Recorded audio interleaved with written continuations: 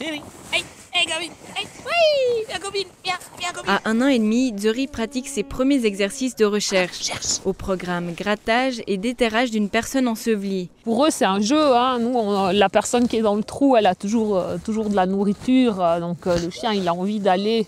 Ça, elle a déjà compris. Je pense qu'il n'y a pas de problème. Il est où? Allez, montre. Oui, ça c'est joli. La prochaine étape, c'est qu'elle utilise son nez pour trouver, vraiment pour localiser la personne. Depuis peu éducatrice de chiens pour personnes handicapées, les cours de conducteur se sont imposés comme une évidence pour Valérie, réunissant deux passions, l'animal et la montagne. C'est déjà l'amour de travailler avec le chien, la complicité qu'on crée avec le chien.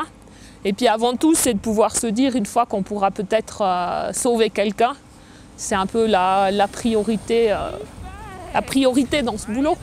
À un moment donné, vous allez nous donner votre chien, donc soit un assistant de vol, soit un guide ou un membre d'équipage qui va le maintenir pendant que vous rentrez dans la machine.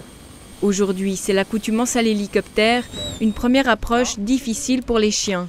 Elle a vraiment confiance en moi, donc si elle sent que je suis pas trop nerveuse, ça va.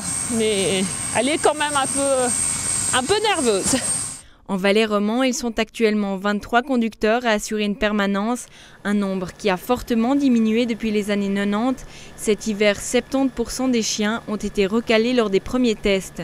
Donc nous, on souhaite avoir des chiens qui sont très sociaux, qui ont un contact facile, pas trop bagarreurs, et puis après qu'il y ait une obéissance, c'est-à-dire quand on les rappelle, ils reviennent.